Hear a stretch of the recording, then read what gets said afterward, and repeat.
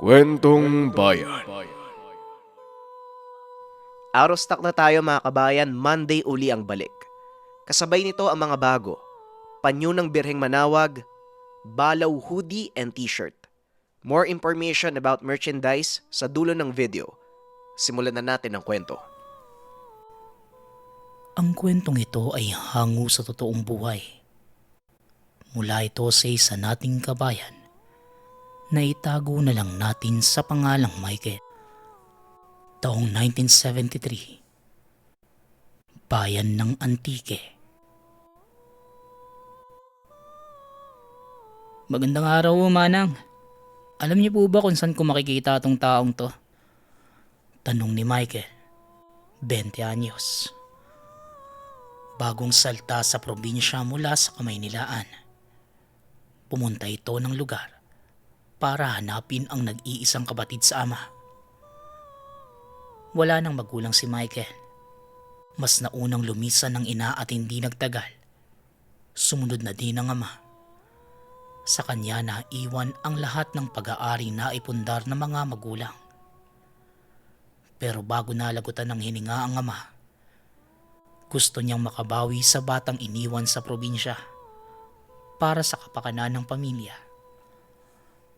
Ang alam lang ni Michael na mga oras na yon, kung saang baryo nakatira ang kapatid. Ang plano niya ay susunduin niya ito at kung buhay pa ang ina, isasama na rin pabalik ng Maynila at doon maninirahan. Abay, anong ugnayan mo kay Magda? Kaano-ano mo ba siya? Usisa ni Aling Maring, may-ari ng tindahan na napagtanungan ni Michael. Tinitigan nito ang binata mula ulo hanggang paa. Naghihintay sa tugon ni Michael habang nakataas ang kilay. Kailangan niyo po bang malaman? Ituturo niyo po ba o maghahanap na lang ako ng ibang mapagtatanungan? Tugon ni Michael. Pagod ito sa mahabang biyahe. Matagal din bago niya nakita ang lugar. Ngayon tila pulis pang kausap ang matanda. Kaya hindi na niya napigilan pa ang sarili.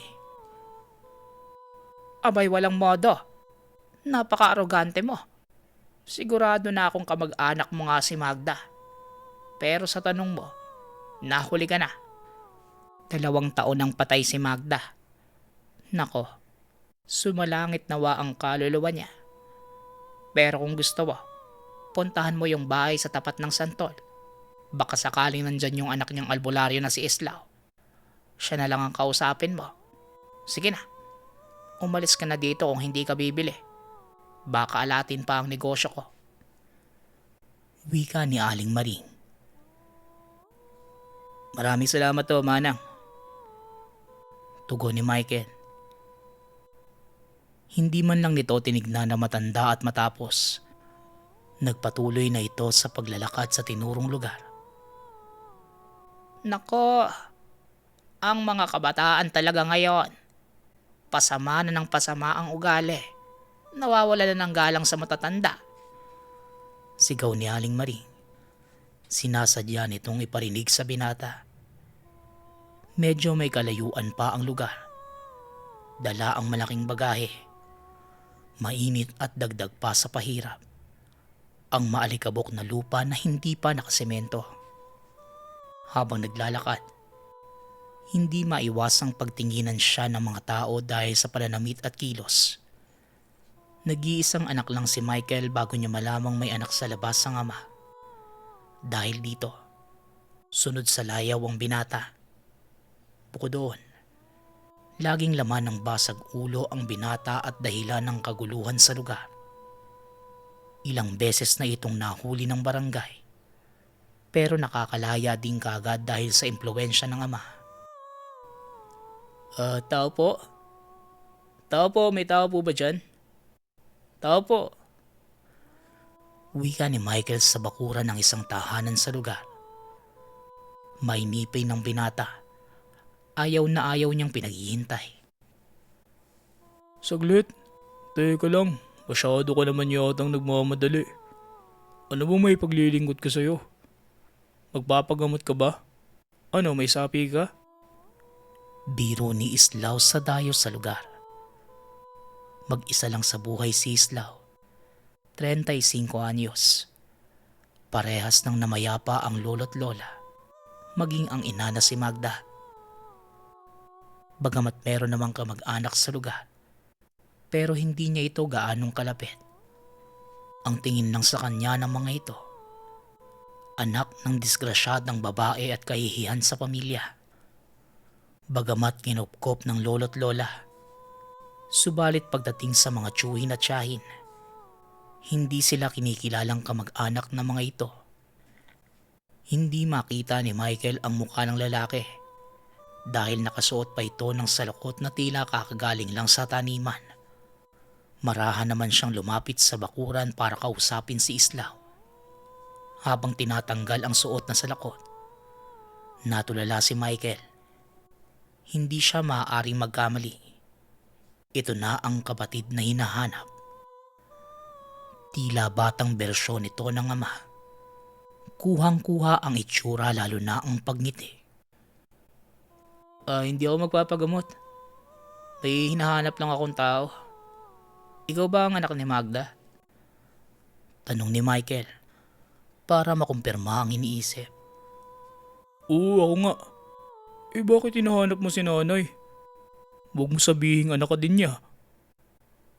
Pasensya ka na ah. Wala na si nanay. Nagkaroon ng malubhang sakit. Tugon ni Islaw. Ikaw talaga ang sadya ko dito eh. Tatay ko si Rigor. Tatay natin kaya magkapatid tayo. Andito lang ako para sunduin ka. Yun ang huling habilin sa akin ni tatay bago siya pumanaw eh. Ang mabuti pa, mag-impake ka na nang makabalik na kagad tayo sa Maynila. Bungad ni Michael. Hindi man lang niya natanong ang kapatid kung sang-ayon ba ito.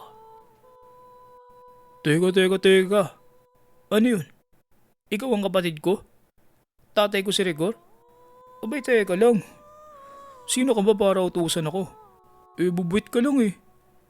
Ang mabuti pa, tumuloy ka muna sa bahay. Pag-usapan natin yan na maayos. Tugon ni Islaw. Hindi inaasahan ni Michael ang reaksyon ng kapatid. Buong akala niya, kapag nalaman nitong may kapatid siya at dadalhin sa Maynila, kaagad itong sasama. Ganon ang tingin niya sa mga probinsyano. Nang makapasok sa tahanan, muling kinausap ni Michael ang kapatid. Maigi niyang pinaliwanag ang pakay. Naintindihan naman ni Islaw ang sitwasyon. Bagamat gustong magalit sa ama na hindi man lang nakilala. Sa kabilang banda, masaya itong nalaman na meron siyang bunsong kapatid. Ang mabuti pa magpalit ka na muna ng pambahay, bunso. Hayaan mo na muna ako mag-isip. Kahit hanggang katapusan lang. May mga ayusin pa kasi ako dito sa baryo eh. Pagkatapos nun, sasama na ako sa iyo sa Maynila. Pansamantala dito ka na muna. Total lang sabi mo may namamahala naman sa negosyo mo. Kaya hindi naman yun malulugi sa loob ng 2 linggo. Wika ni Islaw. Michael ho ang pangalan ko at hindi bunso. Katapusan? Sige po. Pagdating ng katapusan, tapos ka man o hindi sa mga gagawin mo, sasama ka na sa akin sa Maynila. Masyadong malikabok dito at wala pang kuryente. Tugon ni Michael habang nagkakamot ng ulo. Bukod dito, hindi niya inaasahan ang sobrang tigas na papag. Pero wala na siyang magagawa. Alanganin ng maglakad muli pabalik sa kabayanan at maghanap doon ng matutulugan. At isa pa, mabuti na din yon para mas makilala pa ang kuya. Dahil sa pagod, kahit hindi komportable kaagad nakatulog si Michael. Nagising ito na madilim na ang paligid. Petromax ang nagsisilbi nilang liwanag sa gabi. Maya-maya pa, may tumawag mula sa labas ng tahanan. Mag-asawang kapitbahay at humihingi ng tulong kay Islaw. Ayon sa mag-asawa, may nakaharang na malaking aso sa daan pauwi ng tahanan. Alam nilang aswang ito na nais silang gawing hapunan. Teka, anong nangyayari? Sino yung mga nasa labas? Tsaka saan kayo pupunta? Ang dilim na oh. Tanong ni Michael. Sasamahan ko lang sila. Nabagat daw sa daan eh. Titignan ko lang sana. Dito ka lang muna. Antayin mo na ako. Tugon ni Islaw. Pero hindi nagpapigil si Michael. Nais niyang sumama para malaman kung ano ba ang bagat. Ang buong akala ng binata. Mga siga lang ito na nasa daan. Magkakasama silang umalis ng tahanan. Pagdating sa bandang kawayanan, saglit na huminto ang mag-asawa at tinuro yung malaking anino na nakatayo sa unahan. Nagulat si Michael. Naguguluhan ito kung bakit may malaking aso sa daan. Teka. Huwag mo sabihin lalapitan mo yan. Baka mamaya may rabies yan eh. Mahirap na. Bakit hindi nyo nilang batuhin para umalis? Tanong ni Michael habang naghahanap ng bato. Teka Michael, mali yung inaakala mo. Hindi yan ordinaryong aso. Hindi ka pa ba nakakarinig ng kwento ng bagat? Tugon ni Islaw. Nag-uusal ito habang papalapit sa anino. Inilabas na din ng albularyo ang buntot pagi. Walang ano-ano eh. Iwinasiwas ni Islaw ang latigo at pinatama sa malaking nilalang. Nagulat si Michael. Mas malaki pa ito sa kuya pero nang matamaan. Bigla itong lumiit at lumusot sa kakawian. Labis ang pagkamangha ni Michael na tila panaginip lang ang nakita. Matapos masiguradong wala na ang bagat, sinamahan na nila pauwi ang mag-asawa.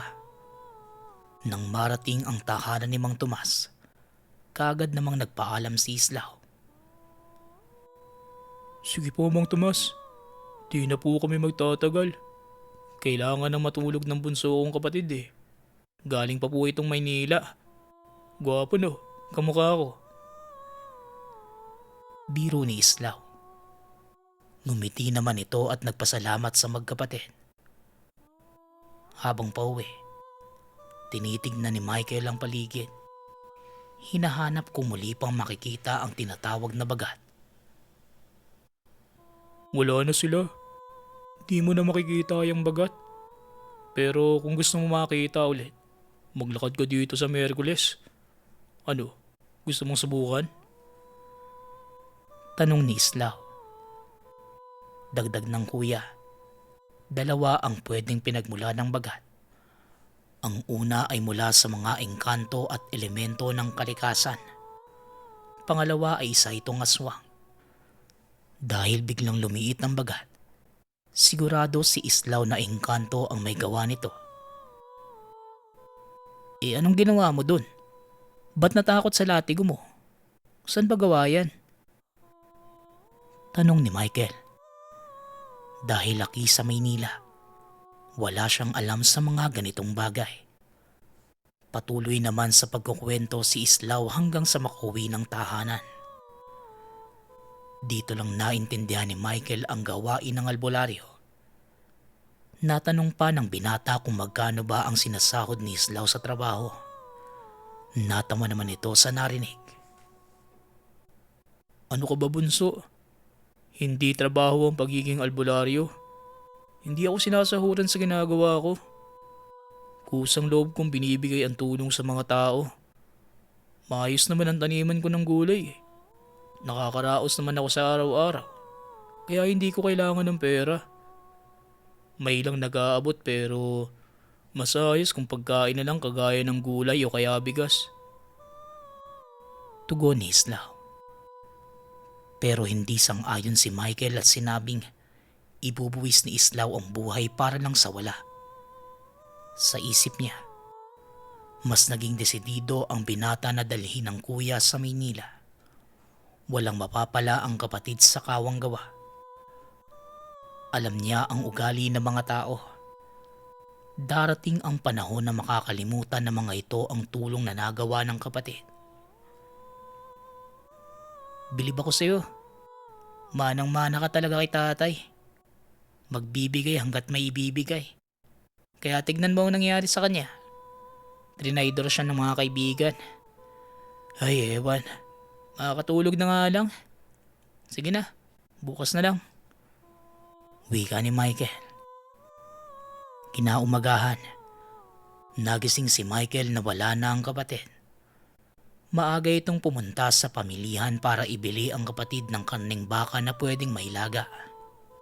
Sa isip ni Islaw, hindi ito sanay sa pagkaing probinsya. Kaya gamit ang natabing pera, binilhan niya kahit papano ang kapatid. Sakto naman na papalabas pa lang ng tahanan si Michael. Nakabalik na si Islaw. O bunso, gising ka na pala. Liga, tikman mo itong sumo na nabili ko sa palengke. Yan na muna ang kainin mo.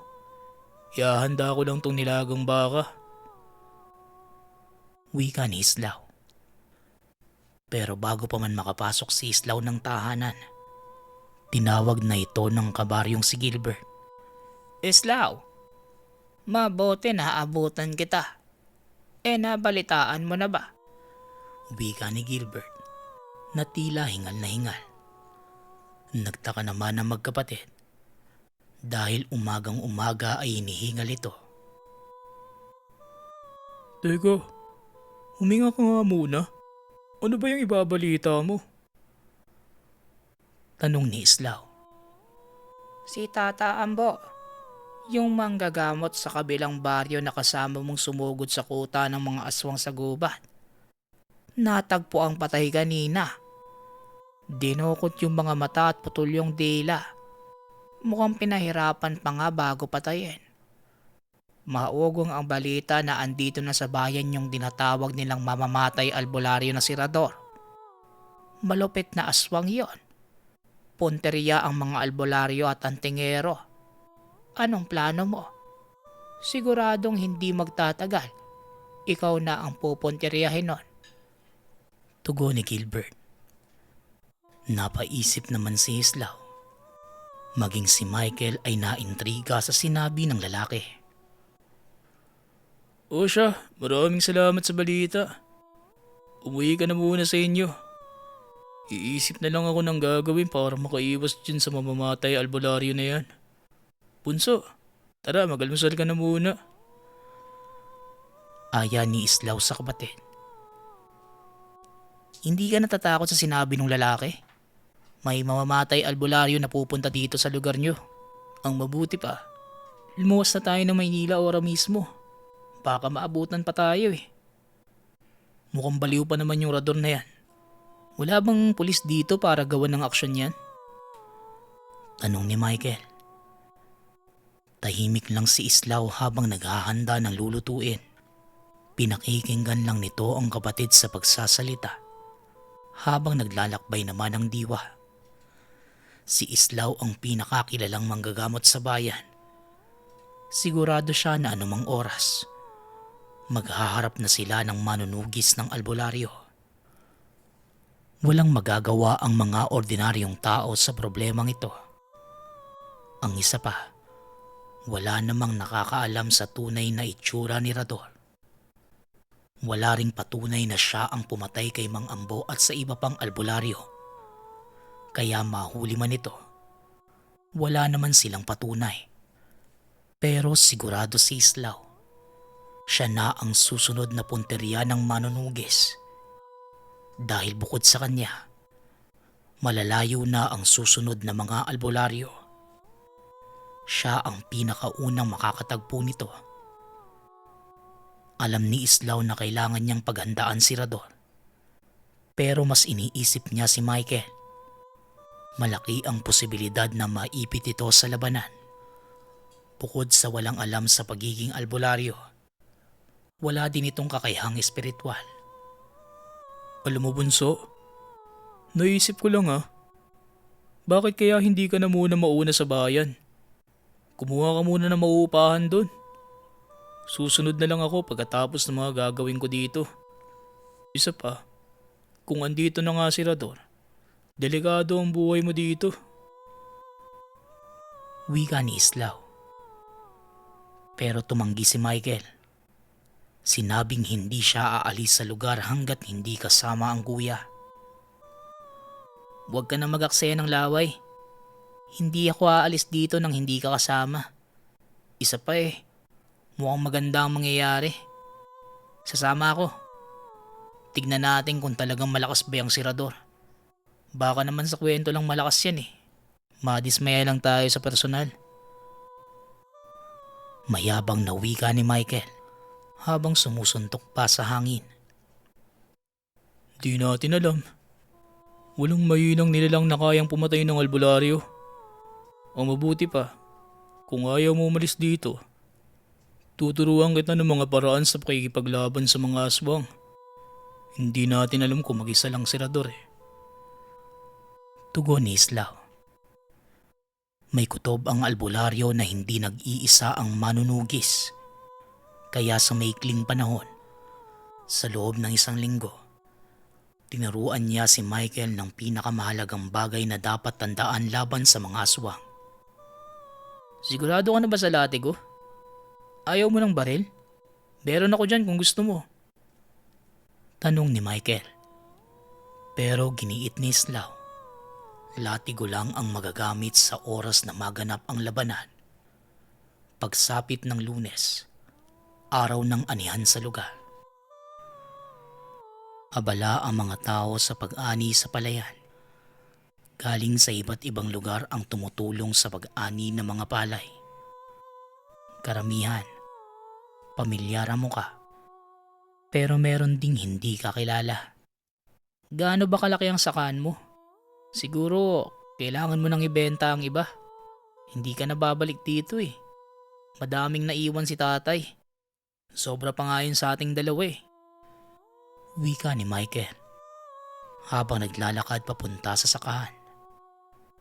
Iiwan ko na lang to sa mga kapatid ni nanay para naman makatulong sa kabuhayan nila. Isa pa kung totoo na sobra sa ating dalawa yung nasa Maynila, ano ba naman yung bigyan ko ng kaperaso yung mga kamag-anak ko dito? Tugon ni Islaw. Bagamat hindi maganda ang trato sa kanya ng mga ito, walang pagtatanim ng sama ng loob si Islaw at kalagayan pa rin nila ang iniisip. Dahil sa mga narinig, mas lalong napahanga si Michael sa kuya. Ngayon lang siya nakatagpo ng taong labis magpasalamat sa kapwa. Magandang araw sa inyo. Maaari bang makahingi niyang tubig? Medyo mainit. Tsaka kanina pa ako nauuhaw. Wika ng lalaki. Isa ito sa nakikiani sa palayan. Kaagad namang iniabot ni Michael ang tubigan. Mukhang masagana ang ani niyo dito. Mabuti na lang. Naimbitahan kami. Maraming salamat nga pala sa tubig. Mag-iingat kayo. Pasasalamat ng lalaki.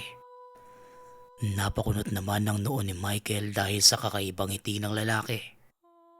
Habang si Islaw naman, tahimik lang habang pinagmamasdan nitong palayo sa lugar. Ang weirdo ng mga tao dito sa inyo, no? Mabalik nga ako sa usapan. Kung balak mo naman palang ibigay sa mga kamag-anak mo, ba't pa natin inaantay na matapos ang anihan? Ibilin mo na lang sa kanila para wala nang problema. Pero pati ba yung bahay, pamimigay mo din? Tanong ni Michael. Sa tingin mo ba, bunso, handa ka nang lumabang kung sakaling mamayang gabi sumugod na sa atin yung manunugis ng albularyo? Wala na tong atrasan. Mukhang andito na sila sa bayan Tugon ni Islaw habang nakatulala sa isang banda. Anong ibig mong sabihin? Asan? Kailan mo nakita? Mabuti pa Sugurin na natin habang maliwanag pa. Para hindi na sila makaporma. Di ba sa gabi lang naman sila malakas? Wika ni Michael. Hindi pwede, bunso. Bakit mo sila susugurin sa araw? Gawain lang yun ng mga duwag Natandaan mo ba yun ang hingi ng tubig sa'yo kanina? Pati yung mga kasamahan niya. Mga aswang ang mga yun. Naramdaman ko ang presensya nila. Tugon ni Islaw. Nagulat si Michael. Napalingon sa lalaking nanghingi ng tubig. Nakatitig pa rin ito sa kanila habang nakangiti ng nakakaloko. Hindi naman makitaan ng pag-aalala si Islaw. Kalmado lang itong naglalakad sa may pilapil. Bandang tanghalian, nagaya ng umuwi si Islaw matapos maihanda ang pagkain ng mga magsasaka. Sa pagkakataong ito, hindi na sila dumaan kung nasaan ang mga aswang. Ayon kay Islaw, siguradong kilala na siya ng mga aswang. Sinadya nitong humingi ng tubig sa kanila. Pagkarating sa tahanan, mabilis na kumilos si Islaw. Inihanda na ang mga kagamitan sa pakikipaglaban. Nag-umpisa ng mag-usal ng mga orasyon ng tuloy-tuloy. Habang si Michael naman, nakatunganga lang habang pinapanood ng kuya sa ginagawa. Naisipan itong kunin ang baril na dala. Baka sakaling magamit niya ito sa labanang magaganap. 5:00 ng hapon, nalalapit na ang takip silim. Tahimik na ang lugar. Kaunti na lang ang mga tao sa labas dahil sa nagdaang anihan. Islaw! Islaw! Wika ni Gilbert na nasa labas ng tahanan. Nilabas naman ito ni Islaw at Michael para malaman kung ano ang sadya. Ayon kay Gilbert, narinig niya ang ilang kalalakihan sa sakahan. Pinag-uusapan ng albularyo ng baryo. Pero nagpasalamat na lang si Islaw. Sinabing kailangan nang umalis ni Gilbert. Ayaw niyang madamay pa ito sa gulo. Kinabahan si Michael. Sa unang pagkakataon nakaramdam siya ng takot sa katawan. Kakaibang karanasan ang malapit nang mangyari sa kanya.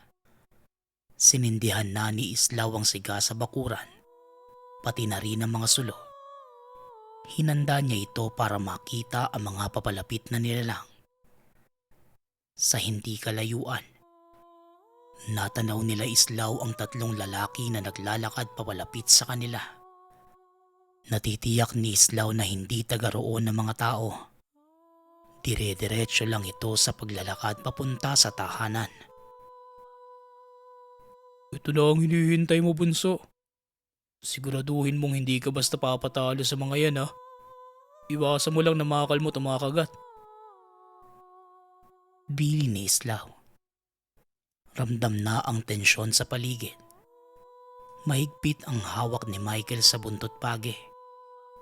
Habang si Islaw naman, patuloy pa rin sa pag-oorasyon. Nang malapit na ang mga kalalakihan, maririnig na ang tahulan ng mga aso sa lugar. Handa nang sumugod si Michael nang tumapat ito sa bakuran. Habang yung 3 dayo naman, nakatitig lang sa dalawa. Magandang gabi sa'yo, Islaw. Bungad ng matanda na tila ito ang pinuno ng mga kalalakihan. Walang ano-ano'y, sumugod si Michael at pinunteriya ang matandang bumati sa kapatid. Tignan natin ang tapang niyong mga aswang. Ang lakas ng loob niyong salakayin kami. Wika ni Michael. Mabilis namang kumilos ang isa sa mga ito. Sa isang iglap, nasa likuran na ni Michael ang lalaki. Kagad nitong hinawakan sa kamay at leeg ang binata. Hindi nakagalaw si Michael. Naisip niya na wala siyang laban sa 3. Sino naman ang bagitong ito? Mainipin at napakamapusok. Wika ng lalaking may hawak sa kanya. Balak mong kalabanin ang mga aswang sa ganyang kilos. Nako, hapunan ka kagad sa kanila. Anong akala mo sa mga aswang? Tambay sa kanto. Wika ng isa pa. Naguluhan si Michael maging ang kuya. Magbabato na sana ng tigalpo si Islaw. Pero nakita niyang iba ang mukha ng 3 kumpara sa mga nasa palayang kaninang umaga. Hanggang sa nagsalita muli ang pinuno. Mabuti naman at matapang kayong magkapatid. Pero mali kayo ng inaatake. Andito kami para tulungan kayo sa pagpatay sa pangkat ni Larador. Ako nga pala si Kamanor. Ito naman si Kanarding. At yan namang may hawak sa binatang matapang si Kaandoy. Ang pinakabata sa aming tatlo. Wika ni Kamanor. Kamanor? Teka, narinig ko na ang pangalan mo mula kay Mang Ambo ah. Tugon ni Islaw. Sa pagpapatuloy ng usapan, nalaman nila Islaw at Michael. Ang tatlo ay mula sa organisasyong nangangalaga sa mga albularyo sa bayan. Lumalabas na matagal na nilang minamanmanan si Rador. Pero mailap ang mga aswang at nagagawa silang malusutan. Aba Isa, kakaiba. May samahan din pala ang mga albularyo. E di ang ibig sabihin yan, mas malakas sa inyo si Larador. Eh sabi nyo nga, palagi kayo nakatakasan eh. Wika ni Michael sa mapangasar na tono. Hindi pa din kumakalma ang binata dahil napahiya siya sa mga ito. Hindi naman dahil sa hindi namin sila kaya. Sabihin na lang natin na masyado silang mailap at magaling umiwas sa mga engkwentro. Napag-alaman namin, ikaw Islaw ang pinakabago nilang punteriya. Kaya nga sinadya ka na namin dito ngayon. Sa mga susunod na araw, magmamatsyag kami. Alam naming nandyan lang sila sa paligid. Nag-aabang ng tiyempo para mapatay ka. Tugon ni Kamanor. Pinatuloy ni Islaw ang tatlong albularyo para mapag-usapan ang mga plano laban kay Rador. Ayon sa mga impormasyong nakalap ng organisasyon, napakalakas na aswang ni Rador. Pero walang malinaw na makapaglarawan ng itsura nito. Sa palagay ko, alam ko na ang itsura niya. May ilan sa mga dayo magsasaka na naramdaman kong aswang. Isa sa kanila ang hinahanap nyo. Ang problema nga lang, kilala nila ako eh. Mapapalaban tayo. Hindi lang nag-iisa ang aswang. Wika ni Islaw. Sa bilang niya, nasa 10 aswang ang naroon sa lugar para mapatay siya. Teka nga, ang hindi ko maintindihan, bakit galit yung mga aswang sa albularyo? Ang dami namang mga tao eh. Bakit hindi na lang sila pumatay ng kahit ilan na gusto nila? Tanong ni Michael. Dahil sa kakayahang espiritual at mga tangang mutya, kaya sila ang punteriya ng mga aswang na yon. Mas madaming albularyo at antingero na mapapatay. Mas madaming mutya ang makokolekta para sa mga kauri nila. Isipin mo na lang, kung bawat isa sa mga aswang may kakayahang pareho sa albularyo, baka hindi magtagal maging bayan na to ng mga aswang. Tugon ni Kanarding. Bata, mukhang kailangan mo pang magsanay ng 1 taon bago ka makasabay sa mga aswang. Napakalamya ng mga kilos mo. Ni hindi mo napansin na napunta ako sa likuran mo. Heto, gamitin mo muna ang mutya ng pusang gubat. Baka sakaling makatulong sa'yo. Huwag kang mag-alala. Kargado na yan ng mga orasyon. Gagamitin mo na lang para makatulong sa amin. Dagdag ni Kaandoy. Pinagmasdang maigi ni Michael ang inabot sa kanyang pintas na merong palawit na pangil. Kagad namang yun sinuot ng binata. Hindi ko alam kung paano kayo pasasalamatan, Kamanor. Siguro kung wala kayo wala kaming pag-asang manalo sa mga aswang. Naisip ko lang ang tumakas kasama itong kapatid ko Kaso nakakahiya naman sa ngalan ni Lolo kung matuduwag ako. Wika ni Islaw.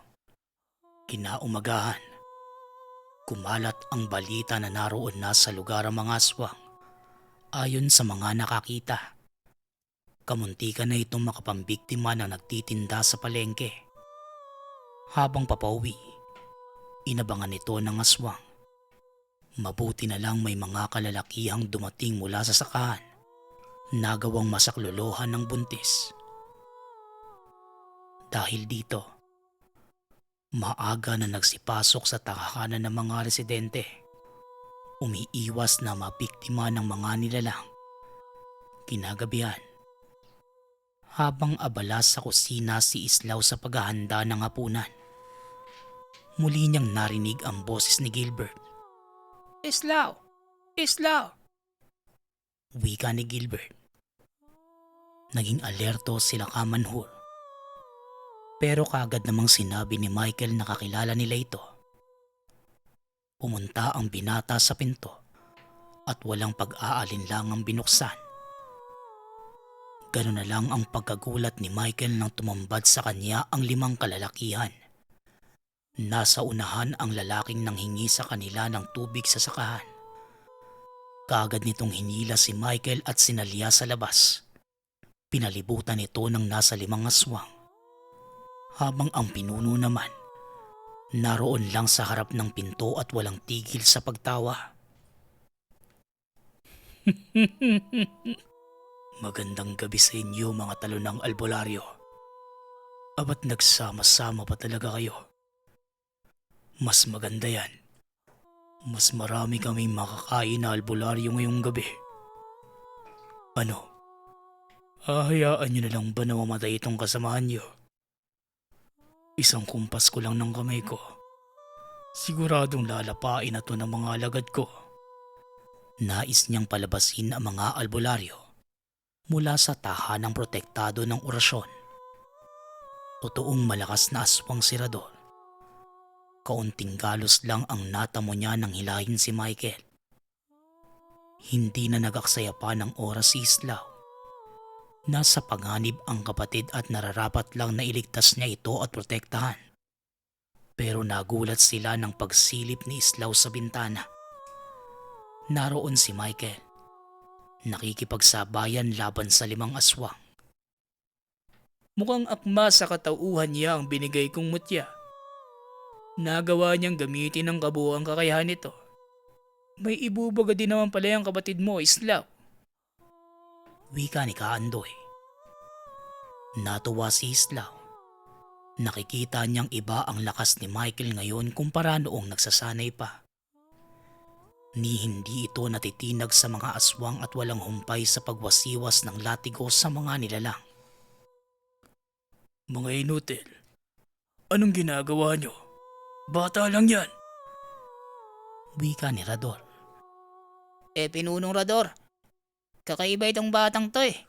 Parang may sapusa akong gumalaw. Wika ng isa sa mga kasamahan ng aswang. Doon na kumpirma nila Islaw na si Rador nga ang kaharap nila. Hindi napansin ni Rador ang mabilis na pagsugod ni Kaandoy mula sa gilid. Kaya nalaglag ang aswang sa labas ng bahay. Islaw! Ngayon na! Wika ni Kaandoy. Sabay-sabay silang sumugod palabas ng tahanan. Kagad nilapitan ni Islaw ang kapatid para tulungan sa 5 aswang na nakapalibot. Habang yung 3 albularyo naman, nakabang kila Rador habang nagpapalit anyo ang mga ito. Malalaking uri ng aswang sila Rador. Doon lang naintindihan nila Kamanhur kung papaano nila nagagawang mapaslang ang mga kasamahang albularyo.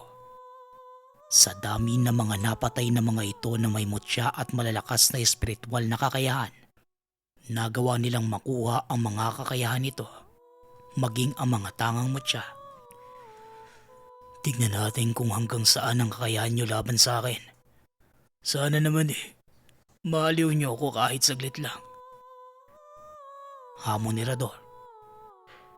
Naunang sumugod ang 2 kasamahan ni Rador. Mahahalata na pareho itong bihasa sa pakikipaglaban. Nahihirapan sila Kaandoy at Kanarding sa sabayang pag-atake. Nahiwalay sila kay Kamanhur, nanuoy katapat naman ni Rador. Habang si Michael naman, pabilis ng pabilis ang pag-atake habang tumatagal ang labanan. Mas lalo itong lumiliksi at lumalakas. Nasa likod pa rin niya si Islaw. Sumusuporta ng mga orasyong pangdepensa sa mga kasamahan. Alam niya bukod sa lakas ng mga pag-atake, Kailangang may magbantay din sa mga orasyon na ibabato ni Rador. Ganito pala ang pakiramdam sa katawan ng may mutya, no? Ang gaan ang pakiramdam ko. Kapag napatay ko sila, tumapak sila sa lugar natin eh. Tsaka wala naman yung kaso. Wika ni Michael. Ito pa ang mas inaalala ng binata dahil laking Maynila, sa lugar na tumatakbo sa batas at patakaran ng gobyerno. Walang kaso yan. Patayin mo lang sila. O ikaw ang papatayin ng mga yan. Wika ni Islaw. Dahil sa narinig, kaagad inilabas ni Michael ang tangang baril. Mabilis niyang sinugod isa-isa ang mga aswang at pinatamaan mismo sa sentido ang mga ito. Namalas ni Kulas ang lakas ng kapatid. Sa tulong ng mutya, nagkabisa ang baril na gamit ni Michael. Isa-isang nagbagsakan ang mga aswang hanggang sa tuluyang maubos ang 5 nakapalibot sa kanilang magkapatid. Matapos yun, sinuntok ni Michael si Rador. Sapul sa mukha ang aswang pero tila hindi ininda ni Rador ang pag-atake. Marahan nang itong lumingon pabalik sa binata at kamuntikan pang tamaan ng mahabang kuko sa sikmura kung hindi nakatalon patras. Nagpapatawa ka ba? Sa tingin mo magagawa mo kung masaktan sa ordinaryong suntok? Nahihibang ka na yata, bata. 3 laban sa 1. Tignan natin kung uubra kayo. Kahit magsabay-sabay kayong 3, baka antukin pa rin ako Wika ni Rador. Maging si Kamanhur, hindi magawang palusutin ang mga pag-atake. Kamanur, anong gagawin natin? Mukhang singkapal ng balat ng kalabaw yung mukha ni Rador Hindi yan tatabla ng mga simpleng pag-atake. Tanong ni Islaw. Habang si Michael naman, kanina pa umiikot ang mga mata at naghahanap ng magagamit na panlaban sa aswang. Hanggang sa naalala niya ang pinakulong asin at bawang sa loob. Kamanur, kayo na muna ang bahala dito. Sasaglit lang ako sa loob. Paalam ni Michael. Nagmamadali itong pumasok sa tahanan. Naisip ng binata na kumataas ang depensa ng aswang laban sa mga orasyon at pag-atake. Magagawa ba nitong sanggain ang kumukulong bawang at asin? Tignan natin kung hindi ka malapnos dito. Wika ni Michael sa sarili. Kagad niyang nilagay ang kumukulong tubig sa timba at mabilis na sumugod papalabas. Nakita niyang nakahandusay sa lupa na si Kamanhur. Tila matinding pinsala ang natamo ng matanda. Habang si Islaw naman, kasalukuyang umiiwas sa pagsugod ni Rador. Panay ang paghalakak nito habang hinahabol si Islaw. Inantay ni Michael na lumiko ito papalapit sa kanya. Sa sigaw ni Michael, dumapa si Islaw at binuhos ng binata ang bitbit na tubig. Pumasok ito diretso sa bunganga ng nilalang. Natigilan si Rador. Totoo ngang makapal ang balat niya at hindi kayang masugatan ng mga ita. Pero wala itong pandepensa sa loob ng katawan. Naluto ang bituka ni Rador sa nainom na tubig. Nag-umpisang mamaga ang mga ugat sa mata. Nagsuka ng dugo kasabay ng paglabas sa tenga at ilong. Ilang segundo lang ang lumipas. Tumumba sa lupa si Rador. Habang sila Kaandoy at Kanarding naman, parehong sugatan pero napatay na ang mga tauhan ni Rador. Madugo ang naging labanan. 8 bangkay ng aswang ang nasa bakuran nila Islaw. Maya-maya pa, naglabasan na ang mga residente ng masiguradong patay na ang mga aswang. Kanina pa pala sila nanonood sa labanan. Nakita nila kung paano natalo ng mga albularyo at ni Michael ang mga salot at kinakatakutang nilalang. Magkakasama nilang sinunog ang mga bangkay sa malawak na kapatagan. Katuwang ang mga residente. Nagulat si Islaw lang lumapit ang mga kapatid ng ina. Dahil sa nakitang katatagan ni Islaw at sa pagtatanggol sa baryo, napagtanto nilang mali ang ginawa nila sa pamangkin. Hindi niya kasalanang bunga siya ng pagkakamali ng ama't ina. At sa kauna-unahang pagkakataon, tinawag ni Michael na kuya si Islaw. Kuya, mukhang kailangan na talaga nating umalis dito. Baka dumami pa ang mga aswang na naghahanap sa'yo eh. Nakakapagod palang maging albularyo. Magnegosyo na lang tayo sa Maynila. Wika ni Michael habang nakakbay sa kuya. Nabawi nila kamanurang ilan sa mga mutyang nakuha ni Rador sa mga napaslang na antingero at albularyo. Nakakapanghinayang na iiwan mo na ang bayang to. Pero sino nga ba naman kami para pigilan ka? Unahin mo muna ang pamilya mo, bata. Sapat na ang nagawa mo para umusbong muli ang makabagong henerasyon ng mga albularyo at antingero. Wika ni Kamanhur. Kagaya ng plano, iniwan ni Islaw ang pag-aaring lupa, maging ang tahanan sa 2 tiyahin at 3 tiyuhin. Labis naman ang pasasalamat ng mga ito sa pamangkin. Kahit ni minsan, hindi man lang nila ito nagawang makasalo sa pagkain o sa tawanan. Matapos yun, dumiretso na si Michael at Islaw sa Maynila. Dala ang pag-asa ng panibagong buhay at pakikipagsapalaran. Anong may tutulong ng 12+1 mantra bracelets? 12 beads represent the half cycle of the day. It's a must to say the prayer every 12 hours. No specific time. Use the prayer provided in the package. The dragon represents good luck in business. Dasalin kada 12 hours, walang specific na oras. Kung anong oras ka nagdasal, magbilang ng 12 hours at muling dasalan. 12 times ulitin ang dasal. Ipa ng 3 beses ang bracelet kada matatapos ang dasal. Mahaba ang orasyon pero maganda ang benepisyo ng mantra. Enhancing focus in mind and body, mababawasan ng stress, magbibigay ng klarong direksyon sa isipan, goals at mga gustong gawin, pati na rin ang purpose. Mantra can benefit things like stress management, a positive outlook, radical acceptance, and increased self-awareness. Kwentong Bayan.